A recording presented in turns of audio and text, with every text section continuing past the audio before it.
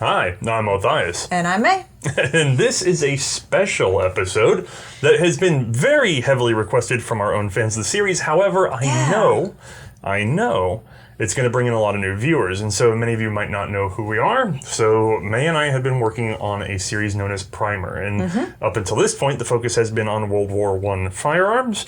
And we finally reached a point where we're comfortable making a top 10 list of rifles from the conflict. We've shot through a fair bit of them that we feel like we can give a good assessment. We have some more pistols to go, however. Yes. We've also done an assessment on light machine guns with the help of Ian McCullum from Forgotten Weapons. It's our Project Lightning series. I get so much crap for that one because everybody says I don't know how to spell lightning as in bzow. Yeah. But it's supposed to be lightened automatics. As in, the lightening. So like a feather. Right. So, but we've talked machine guns. We're now going to talk rifles in a much shorter package. And then eventually we'll get to handguns. Not in this episode.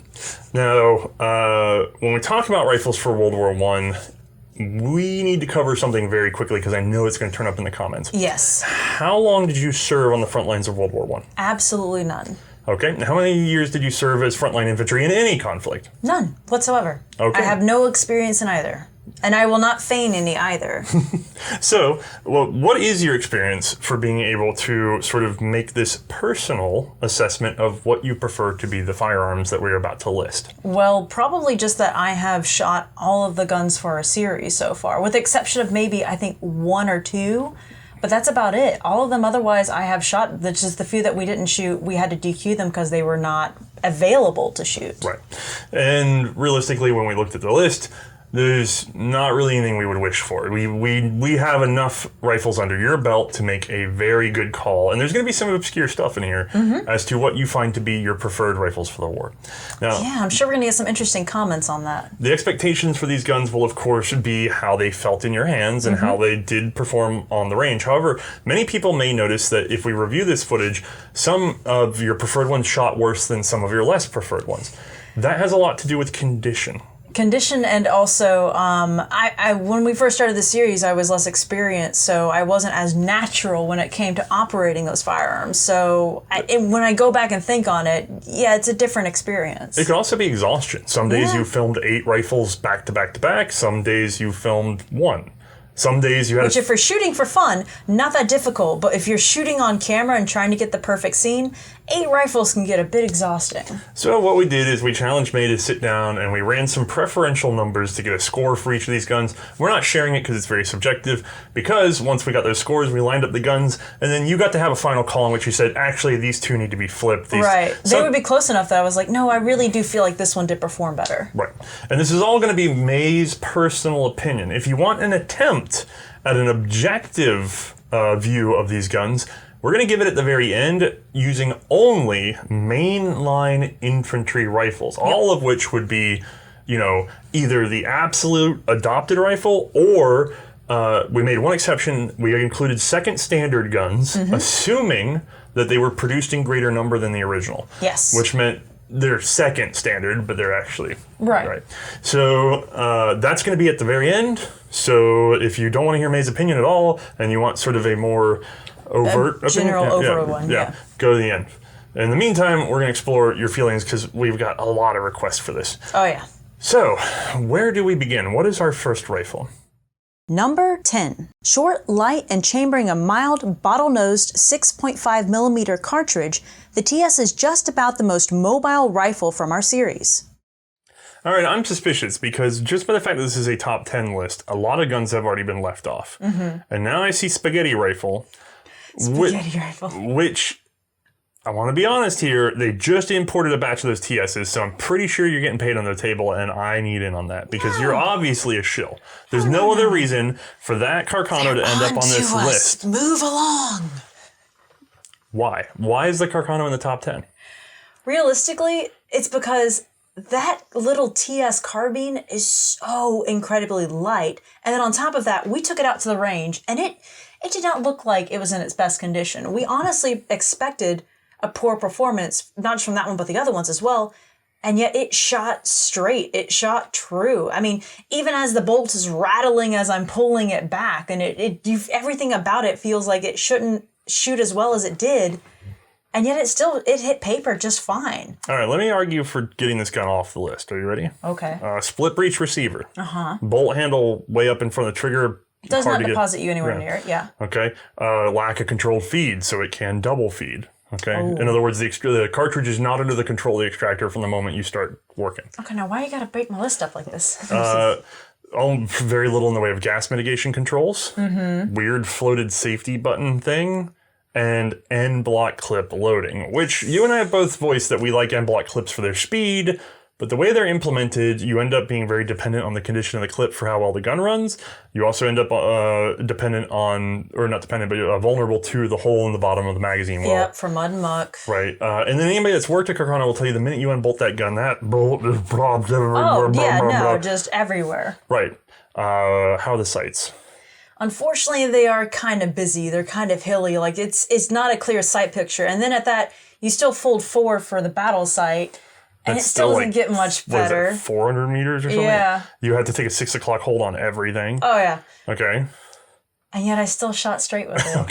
Okay. There's lots of guns you shot straight with. What is the defining feature here? Like, is it just that it's light? Yes, it's because it's light. I have to march around everywhere, and I don't want to have to notice that I'm holding my gun all the time. It'd be kind of nice to just throw it on my back and not have to care with my other stuff. And guess what? I can do that with the TS because it's like 6 pounds. That thing weighs nothing. Yeah, I will say, and everybody's going to have Kennedy comments, that's a different Carcano, but not by much. Not by much. So the guns shoot, and they're highly mobile. And most of war is actually, long periods of boredom and then brief periods. Oh my God. Yeah. And having a light, handy, and otherwise usable gun, it's not so bad. The other thing that's interesting about the Carcano in this case, I'm not sure it counts towards being on a top 10 list because this is more personal choice, but in terms of resources spent, money spent, time spent, it's a gun that Italy could produce. Oh, yeah. It was such a cheap rifle than produced, they could just keep pushing them out. I'm giving it away, but there's a country that had even less industrial capacity than Italy that adopted a much more complicated firearm. Yes. And they kind of suffered for it. And we've also seen that in countries we're not going to mention, like Romania and things like that. Italy adopted a gun that they could produce, and that they could produce in large numbers and reliably. And they are safe. It has a bad reputation due to misunderstandings about true bore diameter, ammo loads, things like that. People have abused the Carcano in order to get one to do something wrong. Right. Realistically, though, I've never been afraid to shoot a Carcano. Me neither. Not once you understand them. Yeah. Once you've got the cartridge right, you should be okay. And 6.5 is one of the milder cartridges that we're going to see across our entire series. Recoil was very manageable. Is that too light of a cartridge, or... No, I don't think it's too light. I think it actually fit the gun. That was the thing, is it with the weight of the rifle and the recoil matching with that with the cartridge, I thought it was actually a pretty good blend. Yeah, in the modern era, we've found that, in these sorts of conflicts, you really don't need to have a 30-06 everywhere you go. Yeah. And cartridges like 6.5 Carcano end up being fairly good in hindsight, although it did not make the adaptation to Spitzer before World War I or even necessarily World War II. Unfortunately true, yes. But Spitzer, again, and by the way, for those of you who don't know who they're new, a Spitzer cartridge is a pointed cartridge, and it was done as a way to get larger bullets like 8mm, getting them to go a little bit faster, a little bit straighter in flight so that you have a longer point blank range. However, when you try to Spitzer an already flat shooting 6.5 bottlenose, you lose a lot of sectional density. And while you do get a flatter, trajectory, it's one of those things where it's like, well, yeah, we get it a little bit flatter out over 1,000 yards, but is it really worth it to get rid of that extra mass when it hits its target? And in this case, if you're fighting, a lot of these bottlenose cartridges I don't think are unintelligent for staying. The 6.5 cartridges that stay in bottlenose, we're going to see this on a number of guns. Yeah. I think it's perfectly fair that they stayed bottlenosed for the sacrifices for that exchange and the amount of effort. It was easier to just leave them bottlenosed. I agree. What's next on our list? Number 9. The Ross model of 1910, adopted in Canada as the Mark III, was the final and radically changed evolution of the Ross straight pull rifle family. Chambered in .303, despite Charles Ross's objections, these guns have a notorious service history and would be recalled from the fight. However, I believe the problems were corrected and its abandonment may have been premature.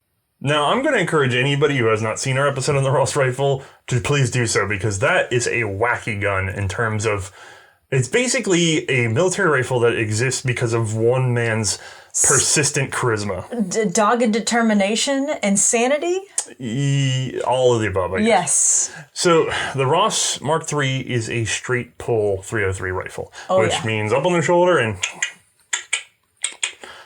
Which we actually did do it from the shoulder for that episode. We realized it was important to do that. Now, this gun had a number of problems. The ones we listed in our episode were specifically the fact that it had a very commercial style of chamber cut, and wartime 303 not so compatible with that. Right. It needed some more room for failure like the Lee-Enfields did. And so tight chambers mean you have to blast it open. You know, you fire it, it sticks, you fight with it, okay? This is probably proven out more by the fact that they were favored as sniping rifles by marksmen who used better quality, more match-grade ammunition is the way to think of it. The sort of ammunition that was issued to these marksmen was much tighter in tolerances and behaved apparently very well in the Ross rifles. So well, that's good for them. That's a big clue as to the chamber thing being the real problem. Now, here's where it gets worse. You have a straight pull rifle and the chamber's stuck. What do you do? Well, it's a straight pull rifle. You just kick it. That's really all you can really do. Butt on the ground and drop the heel, right? Pretty straightforward, and that will kick it open one way or another. The problem is the Ross rifle also had sort of an interrupted screw style of locking lugs. It's really weird so looking. You have these 3 locking lugs on either side, and the problem is when you kick it open, the left side lugs come down on the bolt stop. Now, if the bolt stop had been properly designed to go beyond those 3 lugs, it would have been fine, done no damage. Right? Problem is it wasn't, and so that left rear lug gets bent, and once it's bent, you close the action back up, and now you're really stuck. Yeah. Which means after you fire the next round, you kick it open even harder. It only gets worse as you go on, essentially. Right. Those were the biggest issues. There's also been some note of possibly internal shaping that needed to be redone a little bit because it was tying up due to heat. So you have a number of interlocking cuts that cause the bolt to rotate. It's the camming action of it. So you turn linear force into rotary force. There's too many surfaces at play. When the gun gets very hot, those may expand and cause problems. I've not been able to run all of that down from a primary source, but I've been assured that is also an issue with the gun. Fair. So all of these were resolved, though. Yeah. There's also an issue that you could assemble the gun incorrectly, and it would close in an unlocked position, and when you fired the gun, the bolt would come back into your eye. Which we have seen somebody do a video on that at one point. Ian. Yeah, I believe it was Ian, actually. Yeah. Very dangerous scenario. However, you do have to assemble the bolt incorrectly to get that to happen. Yes. Do you recall if that was easy to do? Well, you feel it. So we have an unmodified bolt. I've incorrectly assembled one to test the theory. You have to kind of force it. So there's a little willful stupidity there. However, we are talking about infantry. True. And in the heat of battle, maybe someone Not heat could... of battle, because you'd be doing it on the side. Hopefully you're not doing that in the heat of battle. Oh, God. Yeah. So it's tricky, right? This gun should be nowhere near a list with this much controversy, right? Right. There's some vulnerabilities throughout the gun. The problem is, as far as we know, they were all fixed. They put a pin in so you can only assemble it the right way. They re-reamed the chambers. They redid the bolt stops. There's larger bolt stops. They really did everything they could to try to tick away at each issue that came up and then further came up as a result of them trying to fix previous ones. Yes, and so that's the issue, though. By the time you fix the 4th thing, the public and the soldiers they've lost trust. They don't have any trust. There's no trust built up if the only thing that's been happening is consistent failure. They believe that there would be yet another problem. Right. In the long run, 100 years later, it does not appear that there were anymore. It looks like they stopped right when they fixed the problem. Yeah, that's the unfortunate part. And I could understand Ross's anger at that point and things not going his way, unfortunately, because the Ross actually, it was an easy, fun shooter. The straight pull was smooth. And granted, while heavy as sin, so that's the big one. Not my favorite to have to tote around if I had to, you can get deadly accurate with those guys. I get the marksmanry that circles around them. So here's what it was. You take out all the negatives in terms of the repairs that were eventually made. Because the thing is, the Ross Mark III did not get its test period that other guns did. All the things that we just said would have been true of some of the best rifles we're going to list in the first couple of years. But that got shaken out. There was time to shake them out. The Mark III came in real late to the game, and it didn't get a full shakedown. So, with a shakedown assumed, What are the big problems with the Ross Mark III? You said one was weight. Yep. The other one is it's a fairly flat open top receiver, and it kind of can take in muck A lot of mud and muck, yeah. It's going to happen, unfortunately. Also sheds it very easily, though. Yeah. And that's important. If you have a mechanism that can bring in a lot of muck, but doesn't let it back out, like a Mannlicher magazine port, it gets in there. That. It gets in there. It makes a right-hand turn, and it's in there. It's stuck. Mm-hmm. Like having to get the hose under your fenders of your car. Right. But if it just is let's say it's a perfect square, and it gets in there and it just falls back out, then that's like right below an actual design that would protect it. Right. Like it's just barely below that though, because it can take it. The flat top of that Ross, it goes all the way to the rear. It has a bridge, but realistically, almost everything that gets in there is going to get shed back out. Very easy to clean out, other than chasing the locking lugs a little bit. Yep. And then that straight pull doesn't drop you too far away from the trigger. It's got the semi-pistol grip to bring you in. Like it's you can get pretty rapid with those guys. The big problem again, muzzle heavy. Yeah, that's the biggest issue. Due to a heavy barrel that provides a lot of accuracy though. Oh yeah. So if I were laying prone with it or something like that, or had it benched or something, that would be fantastic. I could see myself handling that all day. But the problem is that doing this all standing, having to carry it around with me, marching everywhere, I can't really see that being something that I would want to take for exceptionally long distances. And of course, the number one feature of the Ross rifle. The sights. The rear aperture sight, the long barrel that gives you an excellent sight radius. Can't turn that down. It's fantastic. It's perfect for hitting your shots and hitting a really tight grouping with it. Yeah, the Ross was a very good marksman's rifle, and it was highly favored in that very specific role, and then loathed in almost every other way. Yeah, which is why it hangs at the bottom end of our top 10. But it did make it into the top 10. Yes, for your opinion. Mine. Highly speculative opinion before anybody starts screaming. What's next? Number 8. The Ottoman Empire would adopt one of the many Gewehr 98 derived export pattern Mausers, in this case becoming the model 1903, which was chambered for the same 7.65 rifle cartridge adopted in Belgium and sporting a uniquely tall stripper clip guide. If it looks plain to you, that's because the 98 family became a Marshall standard, and for good reason. Now, I want to point out that this gun is representative of a lot of guns. This is true. So that's not going to be the first time this is going to happen either, I would say. Right. So the Ottoman 1903 is probably the biggest example of what we would know as an export pattern Mauser 98. Right. Which means the big receivered Mauser 98 front locking, full extractor, long cartridge control, all the gas mitigation. We covered a lot of this in our regular series. Yes. The Mauser 98 is considered by many to be the ultimate in bolt action rifles. And we're probably going to see more of them in this list if I'm giving anything away. Yeah. But wait. What we're on now is the long pattern, which was becoming standard, by the way. At this time, I can't think of any country that did a direct Mauser 98 short rifle as their primary rifle. You know what I mean? Yeah. So the long rifles were everywhere. They came with various bayonet lugs and things like that. Minor variations in sights, but mostly tangent rear sights. Adjustable for 50 to 100 meters, depending. Yeah. That's where, full handguard. Yeah, full handguard. Yeah, well, full handguard. Half the barrel's exposed, but wraps around the sight, that kind of thing. In the case of the Ottoman, the only thing that's truly unique about it is the chambering in 7.65, what is commonly called Argentine in the U.S. because we're used to that cartridge coming from South America, but was actually first adopted in Belgium with their 1889 rifle. Right. And then the other thing is it has a very tall clip bridge, and the bolt stop acts on the left side like earlier Mausers.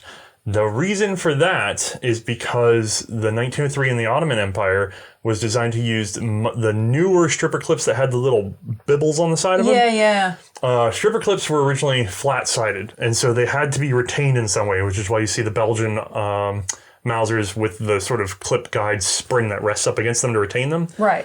Mauser later added these round nodules on the side and cut a groove into the clip bridge so that when you centered the clip, the more you push down, the more it bites in on the clip, so there's less waggle. It retains it so well. It's crazy. You don't feel much waggle at all. Right. The problem is you needed to be able to use the old style flat-sided clips because you also had the Mauser 1890 and 1893 in Ottoman service. Right. And so it had to be able to do both, so it does both. Which is awesome. Yeah, that way you don't have to sweat it. You literally just can pull whatever you got in your pocket out. I noticed that one side advantage of that is that big old clip bridge makes it easier to find where to put the clip. Oh yeah, you can find it quickly. It's almost as fast. It's not as fast as in-block loading, but it's like somewhere in between a regular stripper clip load and an in-block feed. Yeah, my only downside to that is specifically to the Ottoman. You kind of have to push that thing out of your way when you come in. You have to come in from right to left, and you get used to it, but it's a little weird. I think that's going to be a muscle memory thing, and I think if you had to do it enough times, you would get used to it very quickly. Okay, so what are the high marks for the Mauser 1898 as an export pattern? So let's start with the Gewehr 98.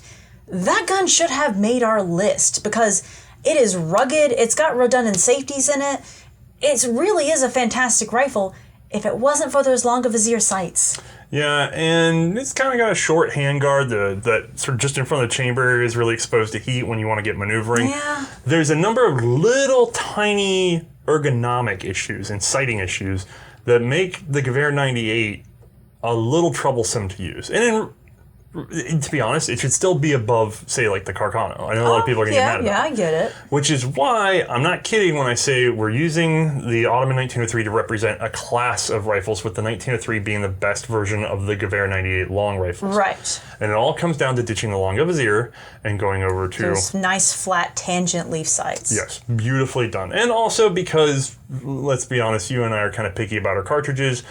True. This particular gun, an export Mauser, was also available in 7mm. Yeah, numerous cartridges. In the form of the 1912 export guns, although those were usually converted over to 8mm when used by various armies.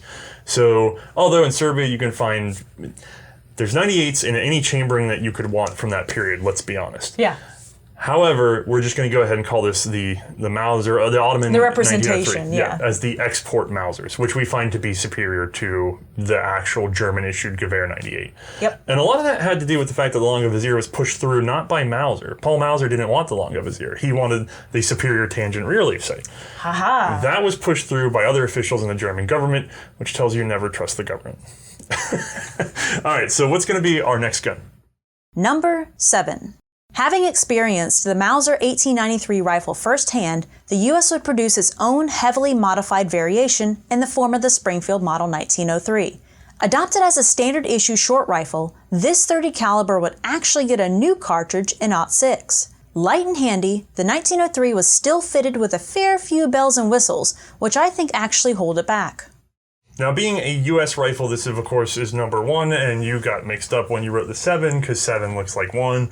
And you have a little line through it like the British do. Unfortunately, no. This is, in fact, my number 7 on the list. Show over! Everybody leave! There are some good reasons for why, but there are some good pros to it as well. All right, give me the good. What's the good on the Springfield 1903? Well, we do have the Mauser Action, which is nice and reliable. And in fact, this one has actually been adopted to be cock on open, which I do prefer that, so that works out great.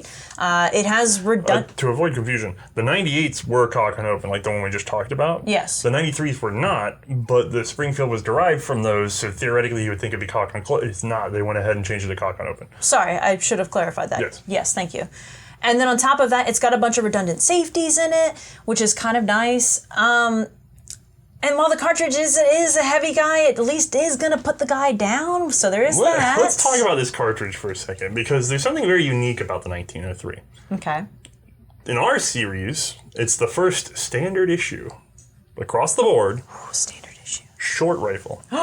It's extremely short, because that's true. We're talking about, you're going to, because your bias is towards the shortened guns, you're going to talk a lot of shortened guns. But realistically, as we'll see at the end of this episode, everybody was fielding long infantry rifles.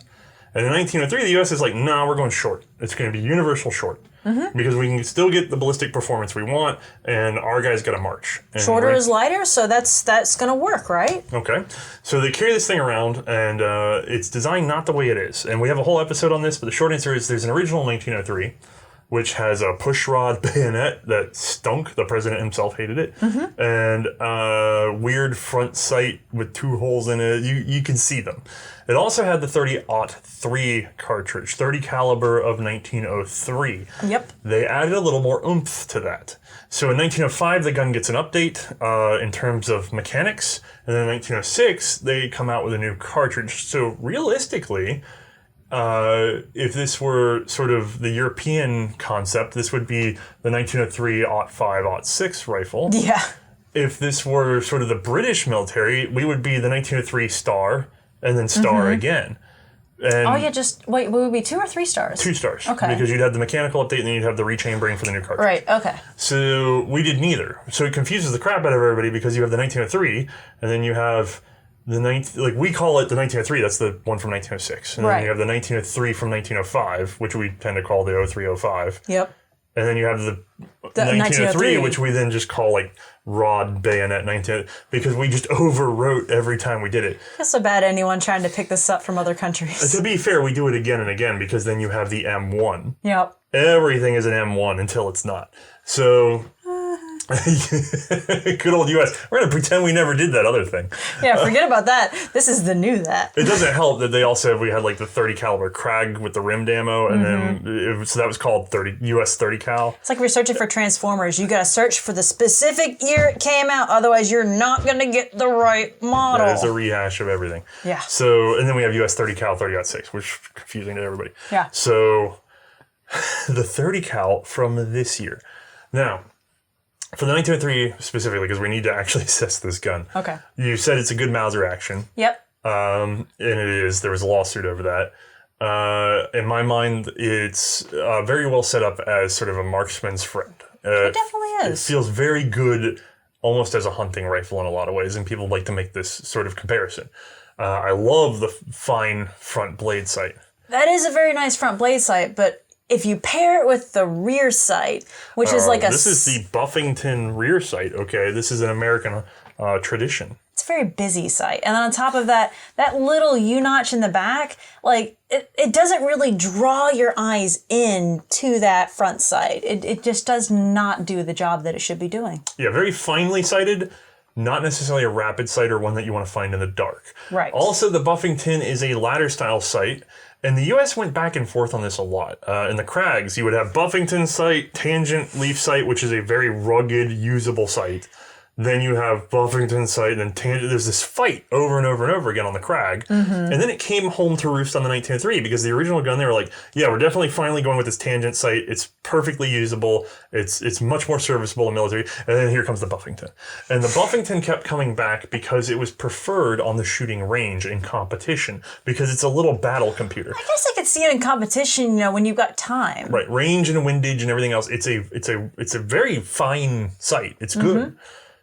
When you have the time, like you said. Yeah. And so you and I tend to look at it and go, that's going to snap off. Yeah, there's no way that's going to last. I'm sure plenty of them took damage, although when they were cared for, they're fine. The problem is, it's not a set it and forget it kind of sight. You tinker with it. And then I feel like where that bolt deposits your hand when you bolt forward home, it's just slightly forward of the trigger, and then I can't pull back to a semi-pistol grip to try to realign myself quickly, too. Right. It's a straight wrist stock, so you bolt home, drop your hand down, find your trigger position by feeling the trigger, not by resting up, say, your ring finger into where it needs to be, and boom, there's the trigger. Right. And so there's a little bit of slowing down there, but it was a standard bent bolt handle that does bring you closer to the trigger than, say, that's true. The split breech Carcano like we complained about earlier. That's fair. So we're doing pretty well. There's pros and cons with it. Like I said, it's still... I just want to make sure I'm saying, guys, this is like the top 10, and we're really trying to heavily assess them in that these were the final cuts. Like, they still were up there. I suspect a 1903 with a tangent rear leaf sight and get rid of the magazine cutoff, sweep the bolt back a little bit. It doesn't really need the magazine That cutoff. could get you all the way into the top 3. You know what I mean? Yeah.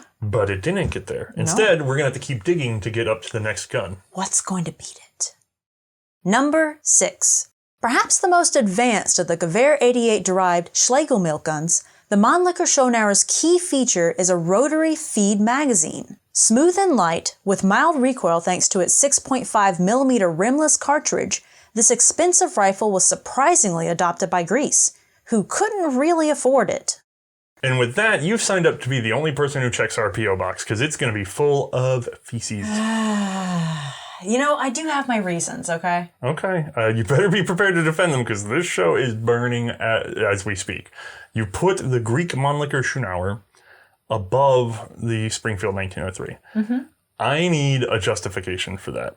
Well, this gun, I think, is handier. It doesn't have as many of the bells and whistles that overcomplicate the 1903, in my opinion. So it doesn't have that crazy magazine cutoff that isn't really necessary. No magazine cutoff, no complicated rear Buffington sight. The Mannlicher Schnauer, as a matter of fact, as That's we're not the rotary magazine, so I guess that is a bit complicated. Yeah, I was going to say, we go from flat spring to giant seashell with coil spring thing in But it. dang if it wasn't smooth. It's very smooth. But let's back up for a second. Let's go to the sights.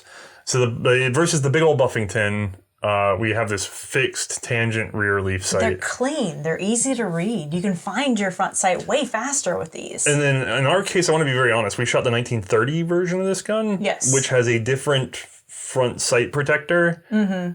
And that's about it. Like, there's some marking differences. There's a front sight protector difference. There's no real... So even just taking out the difference there, you can tell it still is a faster read, in my opinion. The action is, of course, very smooth, like you said, and it feeds from a weird clamshell, or not clamshell, weird conch shell looking rotary mag. It is like a conch, actually. That part, to me, is probably why that gun was so dang expensive. I mean, I still can't believe that Greece was still buying those things up, because that just does not make sense for them economically. No, we talked about this in our episode. There's a lot of politics behind their decision, but the feed, really weird in terms of how incredibly complicated. However, very reliable so far. I've never seen anybody with a broken rotary mag. And they like to sporterize those guns, don't they, to take out and hunt with them? That's a whole other thing. So the Mannlicher Schnauer has a history of being an excellent hunting rifle. Yeah. An incredible hunting rifle.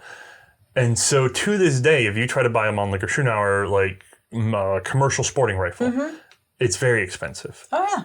More expensive than a mint condition Greek surplus military rifle. Which is super unfortunate, because then that means people will just go and buy those minty Mannlicher Schnauers and then just cut them up. To make hunting rifles. To this day, it is still financially better to just go ahead and cut it up if you want one. Does not make sense to me.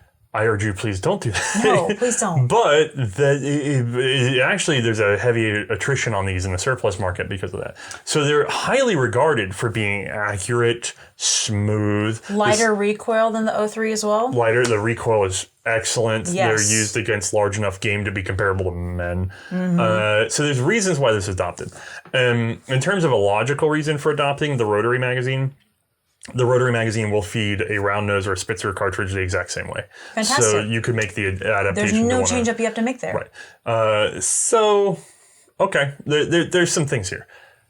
I still struggle personally with how complex that magazine can be, and the fact that it's a split bridge receiver gun, which means even with the turn down bolt handle, you're being deposited well ahead of that trigger, and you've got to come back and find it. But at least I got the semi-pistol grip to come back and find it with. That's true. So between the 1903 and this, you do have a back of the hand indicator for where to drop your hand in. Which I think is nicer. Yeah. Okay. This is a personal opinion, everyone. Yeah, again, never served in the war. And My blame personal her. opinion. Hate mail can This be... is what the country of May will have. Oh, God, I hope we live. Would you do it as a country? It's too expensive to do as a country. No, it's too expensive to do as a country. That's actually a strong point. We are not arguing these based on, which would you adopt. No. Because in terms of spending government money, it's like, I guess the Carcano, because it shoots straight and it costs the least. Like, costs a penny, shoot straight, done. We can make, in a war of attrition, we can make a bajillion of these, They will do. Trying to produce a Mannlicher Schnauer at wartime, not happening. And it didn't happen. And that's pretty key. So that in terms of an objective assessment of an infantry long arm, or not even long arm, but a standard issue rifle, not going to be as high. Fair. Okay, so what are we going to get into next then? Because I'm starting to get scared of this list. Number 5. While Germany had adopted the Gewehr 1898 as their standard rifle, they did develop several carbines for specialty roles. With the development of the 7.92 Spitzer bullet, however, they needed something of a universal short rifle. And so, the Karabiner 98AZ, meaning with bayonet and stocking rod, was adopted. Every bit as rugged as the infantry rifle, handier in size, better balanced, and sporting the tangent export sights, I feel this deserves a strong spot on the board. All right, I feel like I got both feet back on the ground, but I'm still going to need some explanation here.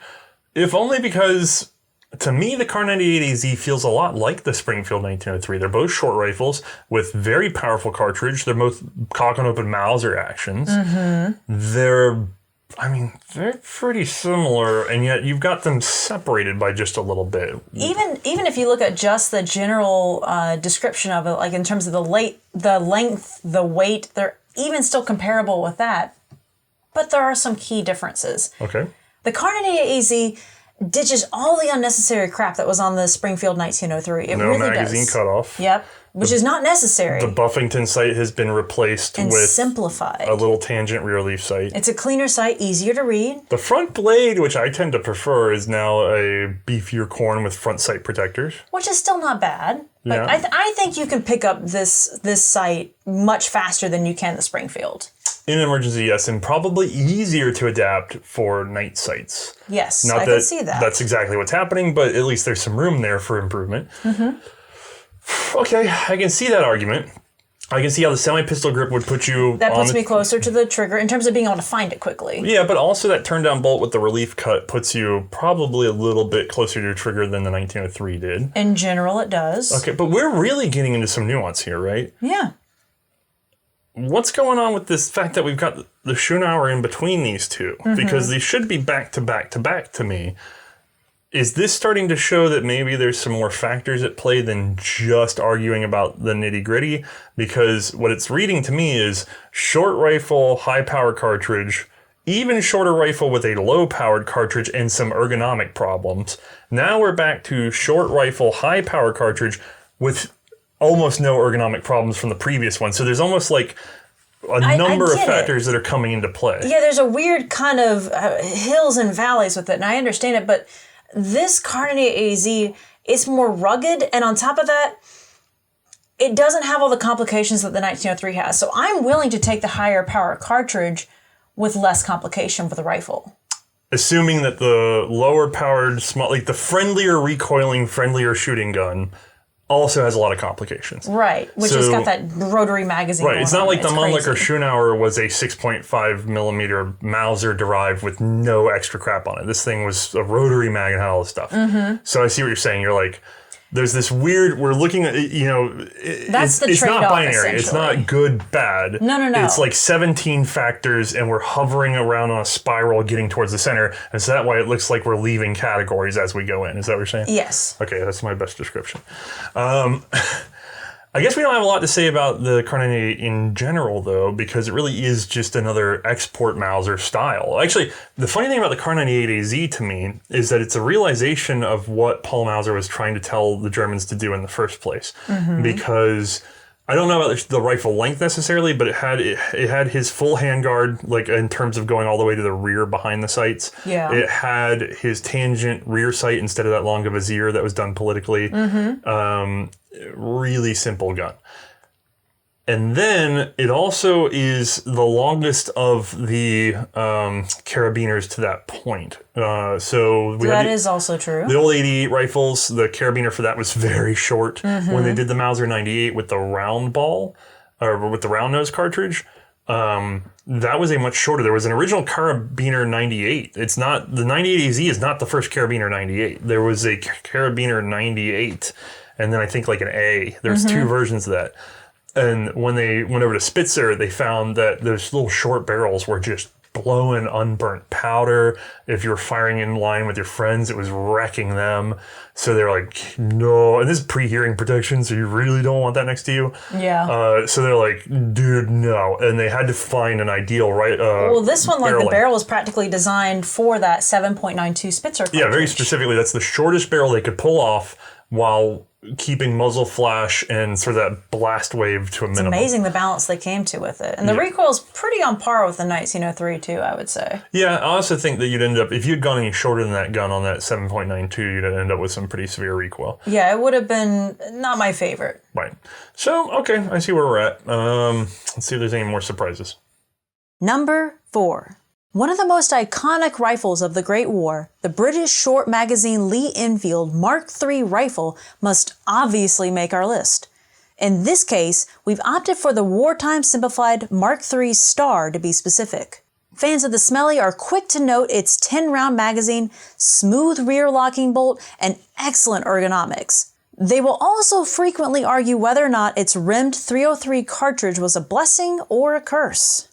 Oh, I have mixed feelings right now because you did not put it in the top 3. I mean... We're gonna get hate mail. So, again, okay. Once we basically reach number 8 out of these guns, we're having to nitpick them because they're all fantastic rifles, but I do have to narrow things down and filter them out, and this one just happened to slip through to number 4. Yeah, just happened to slip through the top 3. And there are reasons. All right, before this blows up, let me say there's there's a comment section below, and we have a Discord that is also linked on our main site. This is again my personal opinion. I just want to say this. Go nuts, because I guarantee you I'm going to get tagged by Mr. Bloke on the Range, who is a good friend of ours and who can tell you everything that you need to know about the Lee-Enfield. Putting it at number 4 does not mean I don't love it. Okay, let's talk. Let's redeem you just a little bit. It's just not my favorite child. I want to quit. Let's go down the list. What are the good things about the Lee-Enfield? Well, it has the smooth action.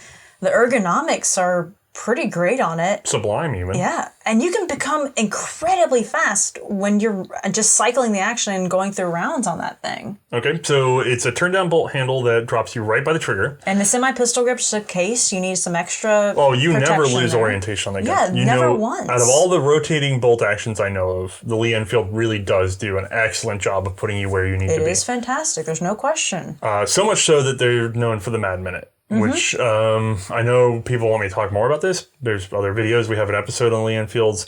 We technically didn't do the Mad Minute, but Bloke has done it. Well, that's because it's not what is a tradition is not always something that you do on the battlefield. Right. And there's a lot of talk of just sort of burning rounds, but aimed fire is critical. Rapidity is great, but you're still going to have that pause of ensuring your aim. Yeah. And so...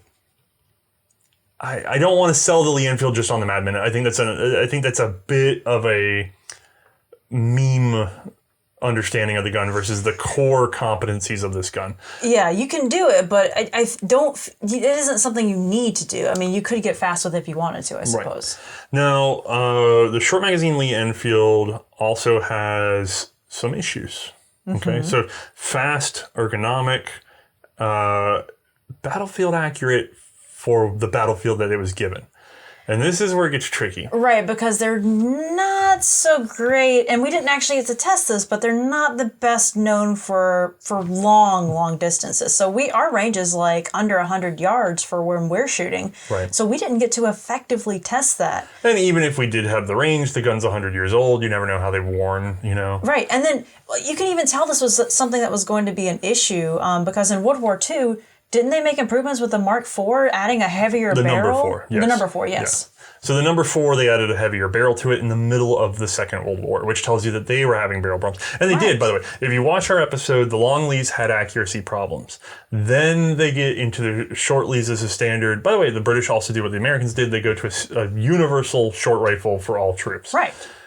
In doing so, they try to clean up the accuracy issues with the Lee-Enfield because it's a pencil-style barrel. It's not floated. It's not particularly bedded. It actually has. It's unusual. It's the only gun I know of that uses sort of a midpoint spring-loaded dampener to try to eat up some of that barrel vibration. It's very unique. Yeah, it's different. And so they're certainly accurate enough for World War I work as we knew it, but you didn't know that going into it. As a matter of fact, the British were in the middle of a program to work on another rifle they were planning to adopt that was going to be a very long-range, high-power flat shooter because of the problems they had with the Lee series rifles during the Boer War. So really, if World War I hadn't come around to shorten the length of the battlefield, they probably would have left the Lee-Enfield. They would have left it behind. It's also not a perfect gun because we saw the Ross Mark III, right? Yeah. Rear receiver-mounted aperture sight. Lee-Enfield's got it way up on the barrel, and even so, it's still... It's really far up there, and on top of that, it's really busy. There's a lot going on around it that you have to look around. The sight itself is a pretty legible rear leaf, like tangent style, and front sight's clean enough. Yeah. But you got front sight protectors, There's rear the bridge, sight protectors. Like, you've got extra bits and boodles sticking on sight. It still has a magazine cut off, for goodness sake. on the earliest versions. Yes. Not on the Mark III Star. Oh, well, that's true. technically, the Mark III Star could have a magazine cutoff if it was sold to the Navy, but the Army kept it without. That's right. And then the clip bridge you mentioned sticking up there and being busy, the reason it looks that way is because of how truly old that action is. It comes from the old like Remington Lee style of action. And so the stripper clips were, this gets weird. Stripper clips were added later to this action, which was always on the Mark III started with it, of course, but somewhere in the Lee-Enfield history they throw on this stripper clip guide because they adopted stripper clips late, so the gun's not even designed for them. And then... Well, they planned on... Didn't they expect people to just load the mags and then pop those in? The guns were going to be issued with 2 magazines. So it's going to be probably the first detachable magazine rifle. And the idea was you had one that was linked to the gun, so you'd fire your rounds, drop the mag, and it would just hang on your gun, and then you'd throw in your second mag. And then if that ran out, then you'd start single loading.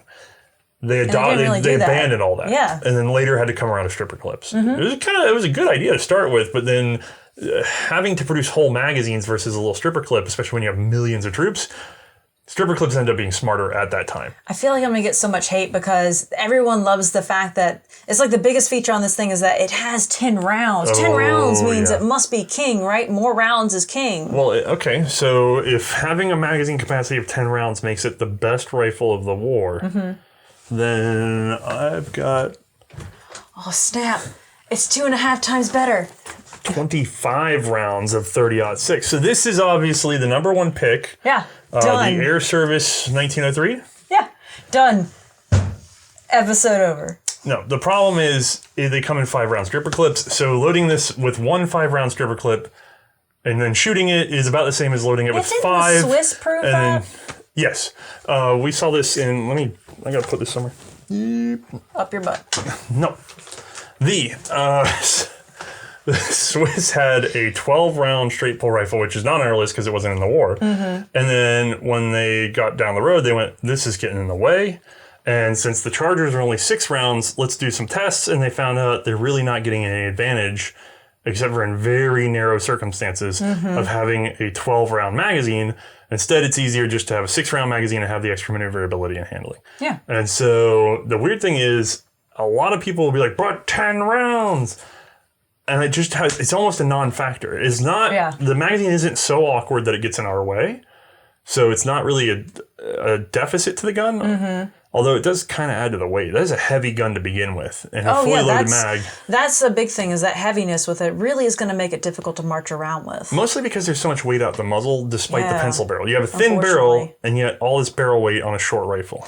And the only thing we can really probably mention is the fact that the rim is both a blessing and a curse on that gun for the cartridge. So, rim lock. Yeah. This is fact or fiction. Bloke on the Range will argue that it's complete fiction because modern commercial cartridges are straight backed, whereas the military ones had a chamfer. And so when you bolt forward, the upper rim would push down on the lower one with a sort of like camming action. Yeah. Which is why you would feel a snag, right? Well, we didn't even have, I don't know that we had chamfered cartridges. The problem is, I just meant in general. They're still hanging there. I've still seen evidence of there being some occasions for rim lock, although you see it in Mosins and other rimmed guns. It's just a thing. The other issue is the rim is really benefiting the rifle in a lot of ways. Well, this gun wasn't really set up for gas mitigation like other rifles are. Well, it was always a rimmed rifle. Right. There's modern ones out of India that are in 7.62 NATO that are rimless. But other than that, it's always been a rimmed rifle. It was never sold as a rimless rifle.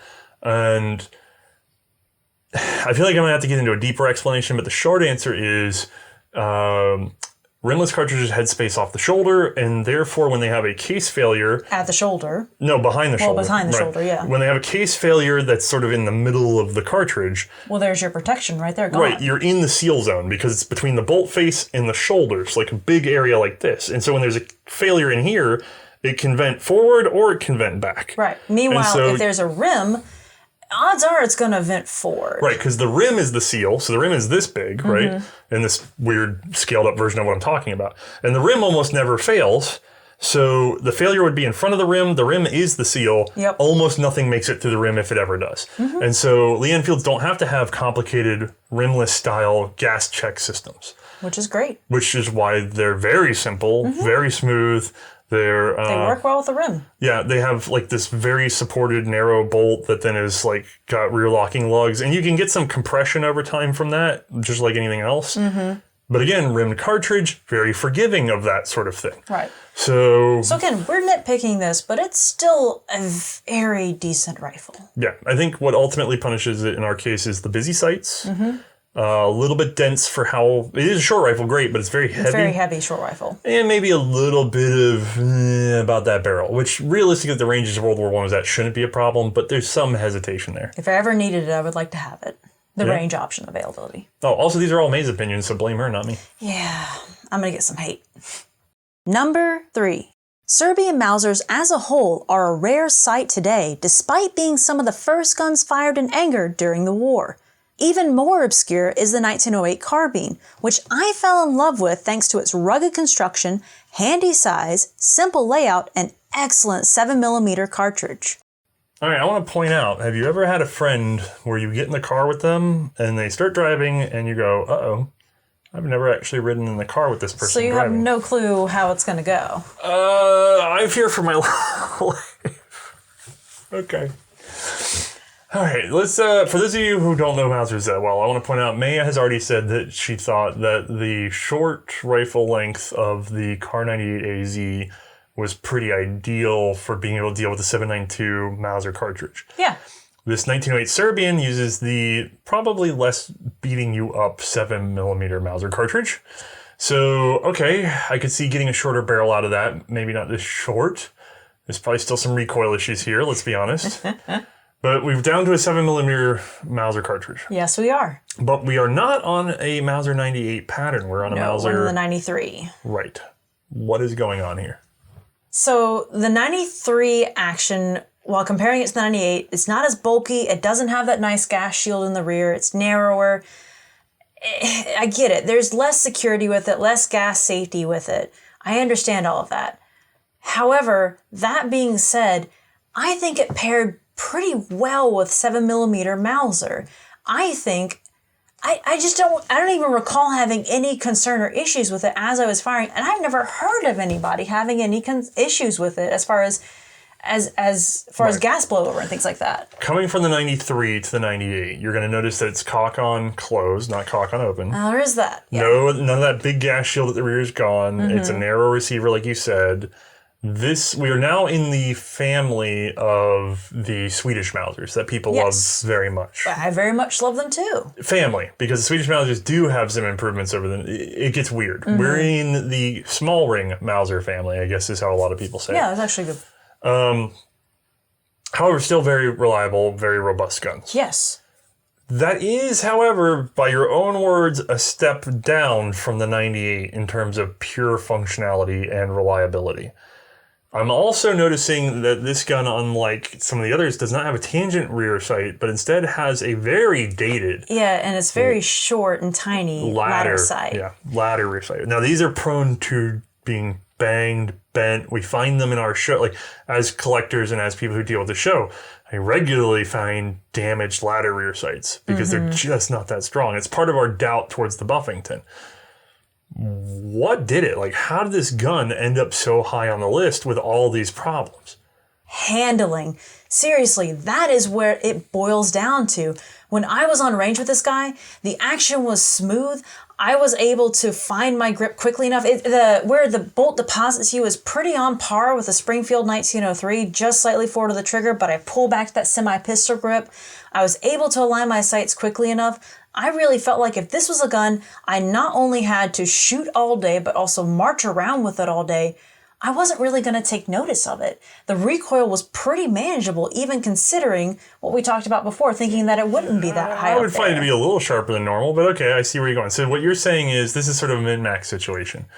The handiness of the gun, combined with an otherwise reliable Mauser 93, not just receiver, but system, that's enough to get you, okay, so you're beyond, the confident point is here, the Mauser 93 gets you above that, but then the handling comes in and just way up. It really just skyrocketed it up to the top 3 effectively. Right, you're not going to shoot it as fast as Lee-Enfield though. No, I'm definitely not. But But you also have I a have more rimless confidence in Mauser. it. Yeah, okay. Yeah. And 7mm, both of us tend to be very strong fans of that cartridge. Yeah. We've seen impressive feats done with it, and it sits in a nice sort of infantry rifle cartridge range that I find to be superior. Like, I prefer it too. The interesting thing about this gun is that it reminds me of a gun that we have not been able to shoot and therefore cannot include in this list, which is an Ottoman carbine of the same era. Right. We really couldn't, unfortunately. It looks very similar. Snub-nosed Mauser action, but it's a Mauser 98 action, and it would be chambered in 7.65 Belgian, which is fairly comparable. Yeah, theoretically, that might be better then. Yeah. Because it's got that 98 action. But they are so similar. Also, different rear sight, but they're so similar at this point. Who knows? Right? Like They could be right on par with each other. The kind of differences between those two guns being a 93 style carbine and a 98 and 7.65 versus 7mm, the differences between those are going to get very personal in terms of feel. And it's going to get very nuanced in terms of, well, we fired 50,000 rounds from 100 of these guns over 5 years with X amount of salt water or what. That's what you're going to have to get into to find the differences. Right. And so I wish we could do that, but we literally don't have that kind of time. I guess we're almost talking like a classification now. We're talking about, what about a tiny Mauser with a cartridge that doesn't turn it into a complete flamethrower? And your answer is, yes, I like that very much. Yeah. Okay. And we're also now in the top 3, right? Yeah. We're getting up there. So, shoot, we just got 2 left, really. The next 2 will decide the fate of this entire series. I hope you know that. I know. All right, well... Carcanos. It's all just Carcanos. Gotcha. Whatever gun we say next is going to infuriate half of the remaining audience, just so you know. What. Winchester 1911. Boom. All right, buckle up, boys.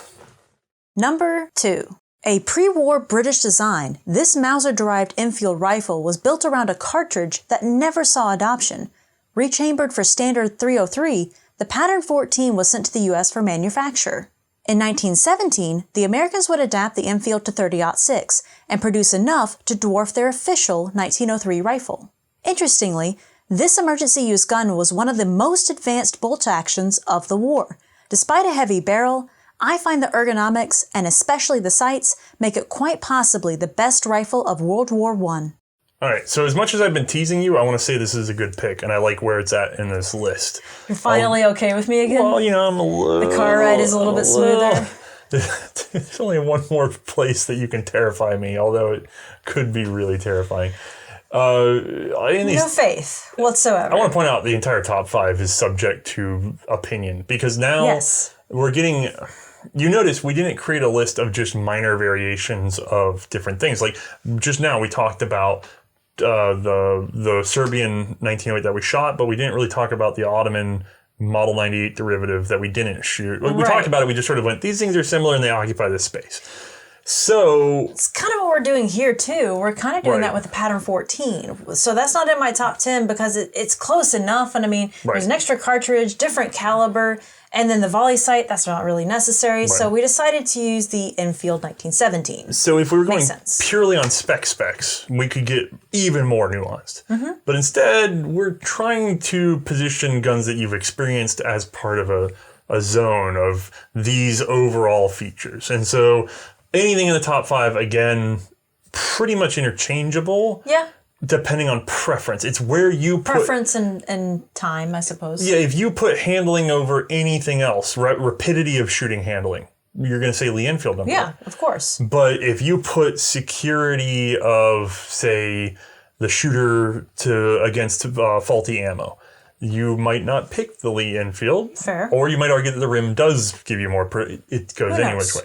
So, when we're talking about the Enfield 1917, though, we're starting to see some clear technological advantages. Oh, yeah. Where do those come from? Well, the aperture. The aperture is the king on this guy. Right. Which we saw on the Ross Mark III way down the list, which means that the aperture doesn't automatically make you a perfect gun. Obviously not. So we have a rear receiver mounted aperture. Front sight is actually a blade, I believe, in this case. Which is fantastic. The blade is so crisp and clear through that aperture sight. It's perfect combination for sight, I want to point out. And you have a nice, decent sight radius with that too. Granted, not an exceptionally long rifle, but you still have a fair bit of length with that to give you a good read. Bit of a Freudian slip there on how you feel about this gun, but we'll keep going. The front sight protectors are very bulky in such a way, not in the sense that they're getting your way, but they're thick enough that you would never confuse them for the actual front sight. There's no way. So it reads like this, and it makes it a very rapid acquisition gun. Oh yeah, And fantastic. while not as slick as the Lee-Enfield, how's that bolt doing? The bolt is actually pretty decent. He is correct in that it's not as slick as the Enfield, but it still deposits your finger right there with the trigger. You pull back into the semi-pistol grip. I don't know, that dogleg there, it's a pretty strong bolt. Yeah, this is the only gun I know of that actually goes through with, all right, we've turned it's because it's a Mauser. It's another one of those Mauser-derived guns. And it's actually cock-on close in this case, unlike the others that, like the 93 in a way. So, which the British favored, I guess, because they already favored it on the Lee-Enfield. And some people will say that allows for more rapidity of fire. So you close it up. It comes down to preference personally, but you turn the bolt handle down, and then very uniquely, you said it there, dogleg bolt. They actually made every other gun, bolt handle go down. It might have a rake to it a little bit, but the bolt handle is a pretty straight thing. This gun, no, we're going to make an S, and it's going to put you right on that trigger. It's so different, but it damned if it doesn't work and work well. Right. It's perfect for trigger positioning. There's also something interesting on this gun that I don't think we've really even talked about it so far. Oh? Yeah, all these guns have manual safeties, and almost all of them have manual safeties that are in weird positions. Although I will say the Ross, right there on the bolt handle, flick it up. Yeah. The Lee-Enfield has a sort of crossed over on the receiver safety that you flick forward. Oh, yeah, that's right. I still think you technically have to release your grip to adjust it. The 1917, for me, you barely have to... It's right there on the side next to your thumb, so it's actually perfect positioning. Right. So, rapid sight acquisition, the safety is right at thumb's reach. Ergonomically perfect. Dropping your hand right on the bolt, just like the Lee-Enfield, maybe not as slick, but still very fast. Sights are amazing. Right. There's got to be a bad side, though. It's just so damned heavy. And then, unfortunately, all of the weight is right there in the barrel, which, that does help with accuracy. But if I'm going to have to be marching around with this thing all day, I mean, I can totally see why the U.S. boys did not prefer that over the 1903, the Generally Springfield. speaking, our doughboys, at face value, preferred the 1903. They were more familiar with the leaf sight. It was a lot lighter of a gun, and they spent most of their time marching around. Right. However, when it comes to actually shooting, that heavy barrel makes it highly accurate. The gun handles very quickly. Again, like I said with the sights, I agree with you. Like, superior to the 1903 across the board. And interestingly, we fielded more of them than we did the 1903. Yeah, that is actually interesting. All the art of the time depicts the 1903 because they'd be like, grab us one of those infantry rifles, and they'd pull out a 1903. But in terms of number produced and shipped, no, 1917 all the way. It was actually America's primary rifle despite being second standard. So see, I'm able to cobble together some options that make sense. So yeah, I had the Serbian in there, which I get was kind of not making sense there for a moment, but I came back around. I think I won you back over with this one. Well, the 1917 is a clear leader.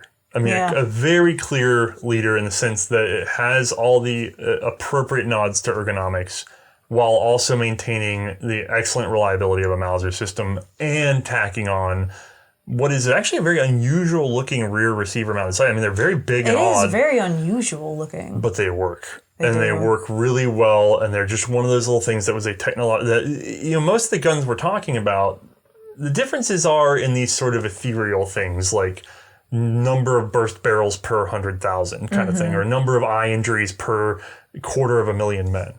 That's a hard thing to wrap your head around as a shooter. But as a shooter, when you pick up a gun that has clearer sights and completely different sights, smoothly. Right.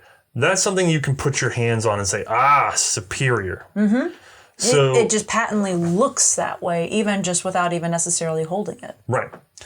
Okay, well, I agree with this. Let's see what we're about to get into because I'm a little worried now. Number 1. Topping my personal list is a rifle that may confuse some viewers, the Japanese Type 38. Popularly known as the Arisaka, this rifle was actually designed by Ronbu. It is a heavily altered adaptation of the Mauser action, specifically designed to deal with poor ammunition and seal out fouling moisture and muck, all the while remaining light and balanced. Thanks to its somewhat mild 6.5mm cartridge, the Type 38 makes for an excellent handling carbine. While Japan was not a major ground power in the Great War, many Type 38s would be fielded by Russia, where they saw frequent fighting. Oh, we are on this ride and we can't get off now, and I'm loving it because I actually agree with this decision. I'm amazed. I thought you would disagree. No. I love the, let's go with Arisaka, and this is the crime of the century, is that Ronbu is remembered for his terrible pistol. That poor man. And not his magnificent bolt-action, I mean, among the best bolt-action rifles ever made. But it really is well designed. Before anybody gives any crap, you said it in the intro to this, Russia fielded these things. Yes, they Not did. as many of the carbines, so you're getting really picky in terms of picking the carbine. But I think we know this represents both the rifle and the carbine to a Yeah, degree. kind of does. But what's going on? Why is this such an exceptional rifle that people often overlook? Technically, we're looking at an improved Mauser here with those, well, further improved locking lugs that Ronbu took a hold of and that large extractor on there. And then after that, it kind of falls apart because he kind of went to town on that bolt, simplifying the heck out of it. Yeah, the number of pieces in the Arisaka, the Nambu bolt is so many fewer and so simple to manufacture compared to the Mauser 98. It's ridiculous. Yeah, he took everything off of the Mauser 98 action, off the back of it, and just slapped on that cocking knob, that... Very multi-purpose, very complicated shape. Yeah, it is. It's so twofold, essentially. It helps with the gas mitigation and that it blows it all back forward, for one. And two, it's nice palm-on, palm-off safety that doesn't require the dexterity of fingers. So if you lost your fingers, you'll be able to operate it still. For gloves, no problem. Frostbite, no problem. You're already in a position ready to aim, you pull the trigger and your safety's out, okay, maybe a little bit of a problem. And then back onto the gas mitigation, he also drilled 2 holes into that receiver up front so that it further blew the gas away from the shooter's eyes. Fantastic. Yeah, the entire system is designed to relieve gas pressure, and then if it makes it all the way to the shooter, then it reflects it back forward. That cocking knob just pushes it back. And you're calling it a cocking knob, but actually it's not. Essentially, the way Nambu set this gun up, it's striker fire. The striker's held to the rear, it's spring tensioned to go to the front.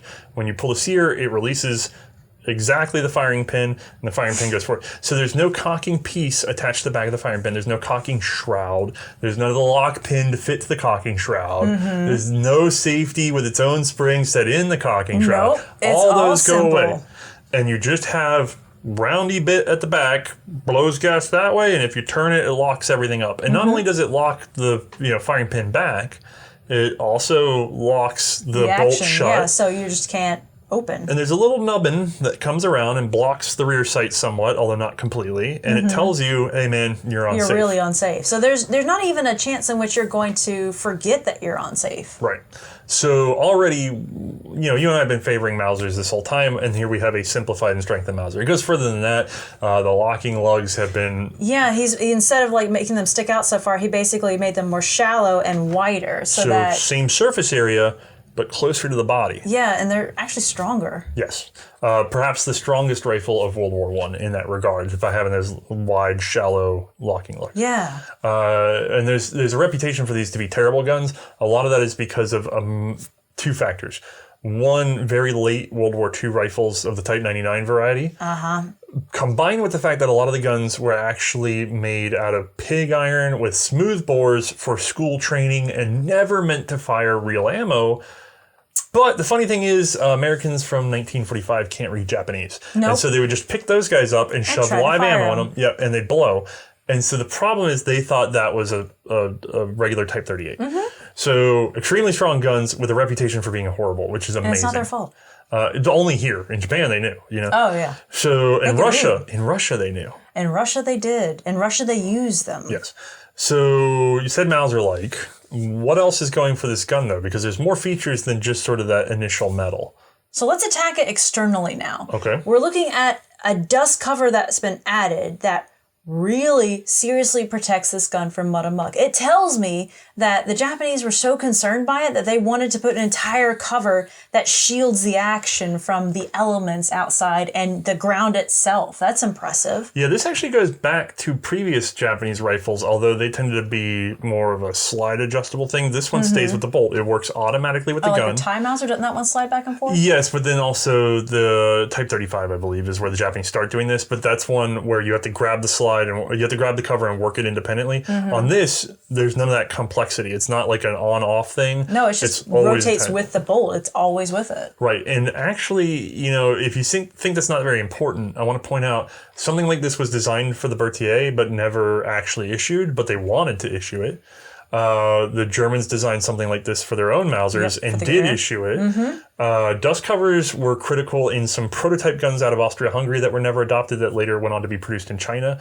So the dust cover concept was very much admired and wanted in Europe. It just wasn't easy to implement. True. So dust cover, good. Oh yeah, dust cover, good. They also, looking at the wood itself, they cut out a little tiny groove on this right side of it, close to that rear sight, so that if you got any moisture into the rifle itself, you'd be able to kind of tip it to the side and help to kind of dump a little bit of it out. Yeah, well, the guns are designed to drain moisture back out. So, and again, this goes back to Japan island hoppers, right? So they're working the Pacific. They're not in a European land battle. They're expecting sand. They're expecting wet. Yeah, wet, mud, sand, condensation, whatever. The guns are designed to not only take on, but to shed water and keep working. They needed to. Which becomes a defining feature of especially the Western Front in the war. But let's say you're in the Eastern Front with the Russians, right? Start shooting, the snow starts melting. You're getting moisture all up in those guns again. And even in more mobile positions or in environments where you don't need all those features. The weight added to the gun for those features is actually probably none because you're actually removing material to add those features. It's fantastic. Ingenious thoughts. Right. Where else are we at? So we covered the dust cover, we covered that. Yeah, we haven't talked about the stock, like the rest of it. So the stock as a whole. The wood that Japan used, it's a much lighter wood, and they made the stocks kind of narrow feeling. So you think, oh, this is great, it's going to be a lighter gun, but the downside of that is it's potentially going to be easier to damage. So what they did was they have a two-piece stock that they dovetailed. They basically cut it down the rear neck of the butt longitudinally. plate. Yeah, and then they dovetail the bottom of the butt into it, and with the grain going the appropriate way to handle recoil at the different spots that would fall into your shoulder. So you're essentially going to have a hard time ever nicking that toe. Well, more so than recoil in the shoulder, you may need to put the toe down on something and fire, or even just you're doing drill and you drop that toe, right? It's going to be pretty hard to damage it. The wood available in Japan, the grain was too loose, it would have snapped in hard use. So they had to find a solution to that because they didn't have old growth hardwood laying around in large numbers. Right. So they designed the gun around being able to use basically poorer quality wood. Well, geez, we're in the middle of a great war, supplies are short. Being able to use poorer quality wood would get you pretty handy. Yeah, that would get you much further. So if you can manage to make it work, well, dang, that's going to work better for you in terms of production time, won't it? Right. The Aristoteles as a whole were designed to be milled out of a tube. You know what I mean? So we don't get the cool rear aperture sight that we get out of the Enfield 1917. Yeah, so that's the thing is we're stuck with that ladder sight that you do have to worry about. But I will say we at least end up with a curve in the rear sight that allows you to find the sight quickly. Deep V-notch, heavy front notch, or heavy front inverted V. Yes. Very legible. I found it to be fairly quick to pick up. Not aperture good. No, I can't argue that. It's not going to beat the Enfield 1917, but it's still pretty rapid. No, and on a production argument, there is that element of the 1917 is very difficult to mill out of metal. It's a casting. Technically, it's not even a mill. It's a casting, and then you grind it out, and it's a lot of work. Aristoteles is basically a tube gun in a lot of ways, and then milled out on the bottom. So much easier to manufacture, I'm sure. Oh, yeah, it's got to be. And then it also added a little extra bit.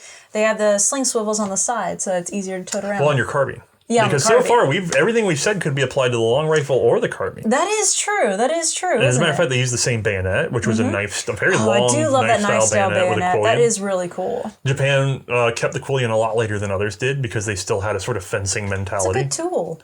The quillion?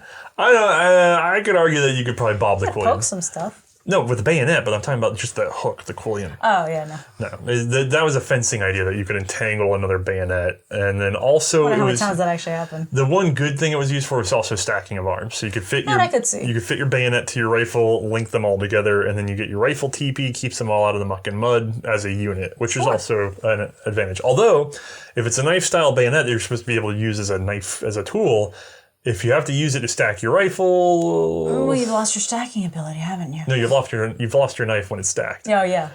So, and then if you have to use your knife, you can't stack.